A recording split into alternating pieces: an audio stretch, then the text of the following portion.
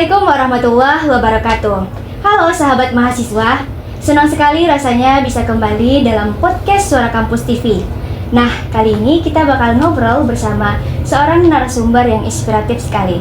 Seorang mahasiswa UIN Imam Bonjol Padang, jurusan Hukum Tata Negara Angkatan 21.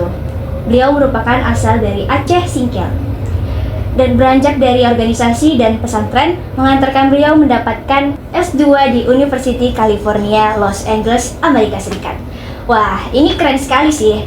Gimana cerita lanjutnya dan gimana perjuangannya? Simak terus bersama podcast Suara Kampus TV bersama saya, Elsa Mayora. Nah, sebelum kita lanjut nih, kita sapa dulu dong narasumber kita pada sore hari ini. Halo Kak, gimana kabarnya pada sore hari ini? Halo, kembali saya baik, alhamdulillah. Sebelumnya kan kita belum perkenalan nih Kak. Boleh dong Kak perkenalkan dirinya dulu. Baik, bismillahirrahmanirrahim. Perkenalkan, saya Siti Wasiatun Nikmah. Saya BP 21 dari Prodi Hukum Tata Negara, Fakultas Syariah UIN Imam Bonjol Padang. Berarti panggilnya Kak Nikmah ya Kak? Kak Nikmah, Kak Siti juga boleh. Oke. Tadi kan Kak Nikmah berasal dari Aceh Singkil ya Kak, tempat yang belum banyak orang ketahui gitu. Gimana tempat lingkungan tersebut membentuk kepribadian kakak yang sekarang? Nah, sedikit bercerita ya. Jadi Aceh Singkil itu adalah daerah yang termasuk daerah terpencil juga di Pulau Sumatera, berada di paling ujung pantai barat dari Pulau Sumatera. Nah, jadi sebenarnya Aceh Singkil tersebut adalah daerah yang pecahan dari Aceh Selatan dahulunya, tetapi sudah memisahkan diri seperti itu. Jadi Aceh Singkil disebut dengan negerinya para ulama, karena banyak ulama-ulama Aceh yang lahir dari Aceh Singkil tersebut, termasuk tidak terlepas sejarah historisnya dari Syekh Abdul Rauf As-Singkili yang merupakan disebut juga dengan Syekh Kuala. Jadi mungkin itu cerita singkat dari. Berarti mayoritas sana agama Islam ya Kak? Ya, betul. Oh betul.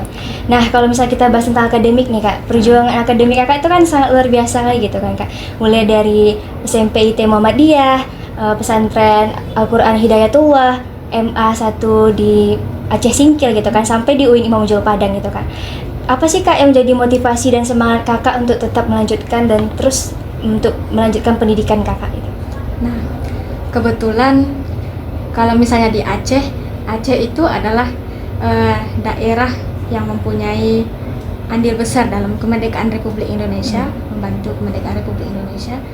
Sebenarnya saya banyak terinspirasi dari tokoh-tokoh yang ada di Aceh. Tak terkecuali itu Cid Hasan Ditiro misalnya, itu adalah tokoh dari Aceh. Nah, selain mereka itu atau beliau itu unggul di bidang agama, beliau juga mampu berdiplomasi secara politik, kenegaraan dan sebagainya. Berarti itu yang memotivasi Kakak tuh Ya, untuk lanjut betul. pendidikan gitu ya Kak. Kalau sekarang Kakak masih ada ikut organisasi nggak Kak? Sekarang karena sudah semester akhir ya, sudah tidak begitu aktif lagi. Berarti vakum gitu Ya. Sebelum vakum dari organisasi itu organisasi apa aja yang Kakak ikutin Kak? Kalau organisasi yang pertama itu ada UKM atau Unit Kegiatan Mahasiswa Surau Konstitusi. Waktu itu saya jadi pengurus di bidang riset dan publikasi ilmiah. Kemudian yang kedua ada UKM Baitul Quran, juga merupakan unit kegiatan mahasiswa yang berfokus pada bidang keagamaan waktu itu. Pada awalnya organisasi itu bernama T3Q, Tafsir, Tahfiz, dan Tahsin.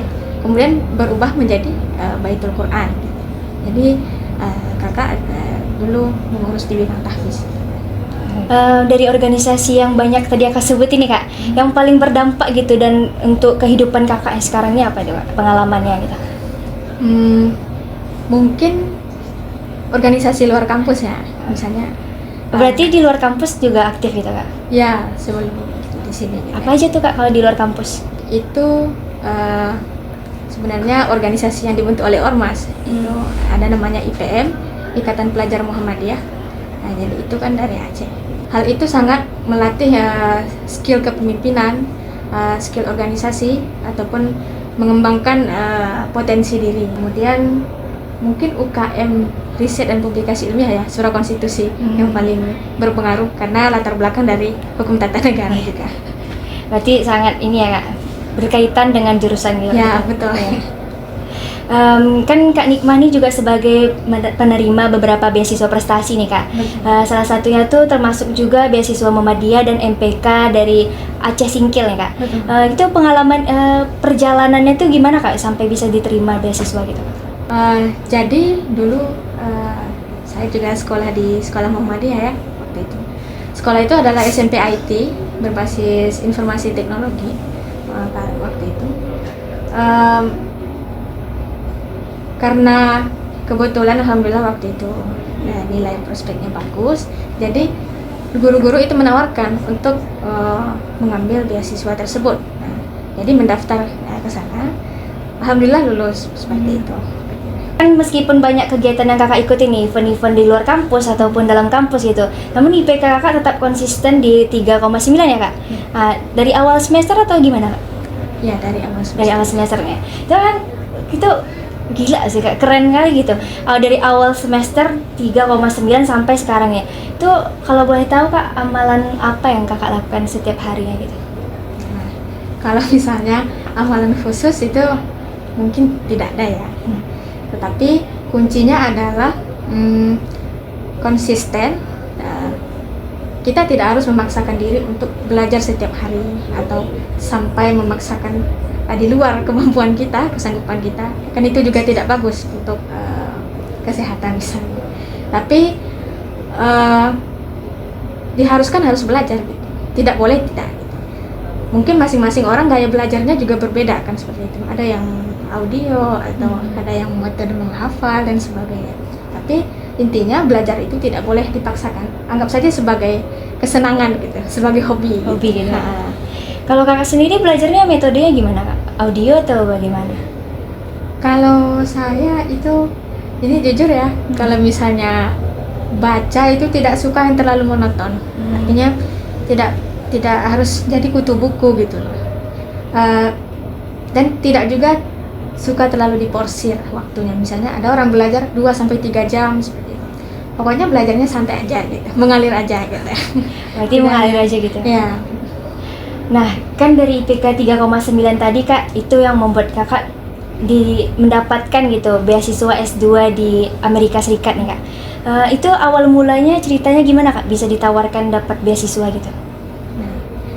Jadi begini, waktu itu jadi kakak waktu di SMP dulu sekolah Muhammadiyah itu kan ada UKM bahasa, jadi diwajibkan berbicara 2 bahasa Arab dan bahasa Inggris.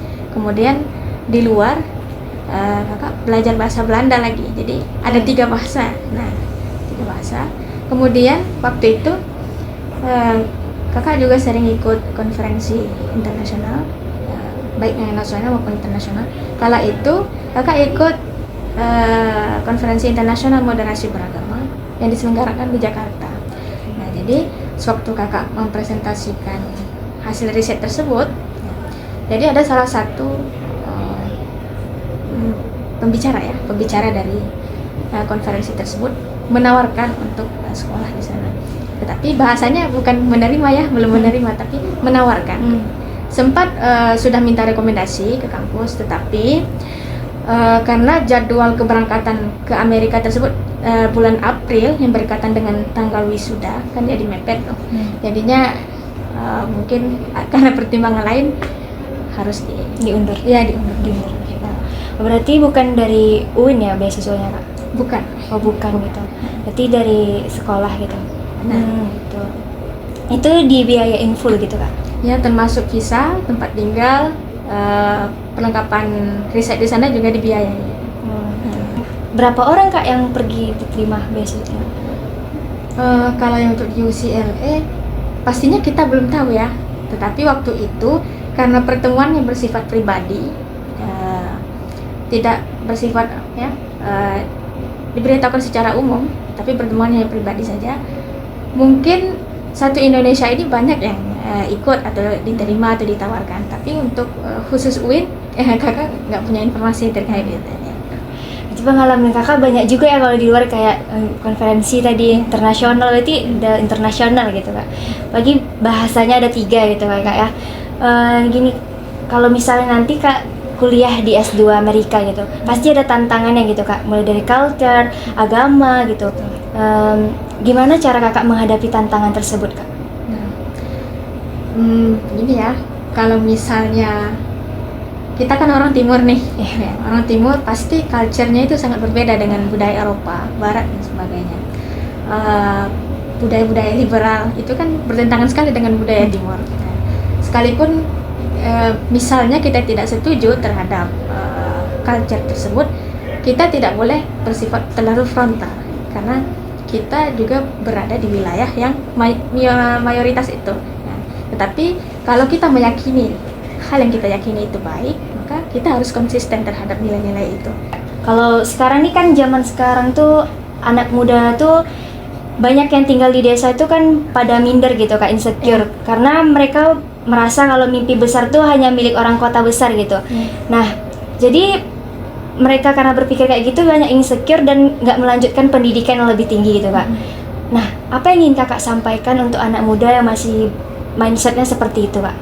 Nah, untuk teman-teman, adik-adik semuanya yang mendengarkan podcast ini misalnya, sesungguhnya Allah itu sudah memberikan jalan masing-masing ya. Bahkan disebutkan dalam surah Al-An'am itu, bahkan semut dalam lubang tanah pun itu sudah ada rezekinya. Baik itu hewan melata, hewan yang tidak tampak, jin dan manusia bahkan sudah tertakar rezekinya. Tetapi tergantung usaha kita. Nah, fa'idza azamta fatawakkal 'ala Allah. Setelah kita berusaha, maka kita berserah diri pada Allah. Intinya berusaha, tidak boleh putus asa. Nah, tadi Kakak bilang kan segala sesuatu harus diusahain ya Kak, usahain terus. Dan gimana kalau misalnya kita tuh udah berusaha Kak, namun hasilnya gitu-gitu aja, kayak nggak ada perubahannya gitu, mentok di situ aja. Jadi menurut Kakak gimana tuh Kak?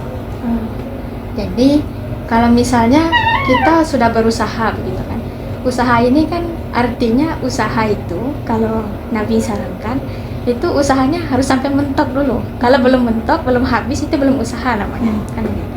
Nah, kemudian untuk masalah hasil itu kan bukan domainnya kita ya, itu hak Allah. Tapi kita harus berusaha semampu kita. Allah juga pesan tuh dalam Al-Quran. Allah bilang begini, asa an tuhibbu syai'an wa huwa khairul lakum wa asa an takrahu syai'an wa huwa syarrul lakum. Artinya belum tentu yang kita inginkan itu baik untuk kita, dan belum tentu juga yang kita benci itu buruk untuk kita, kan seperti itu. Artinya perhitungan Allah itu sangat detail dan tidak mungkin meleset.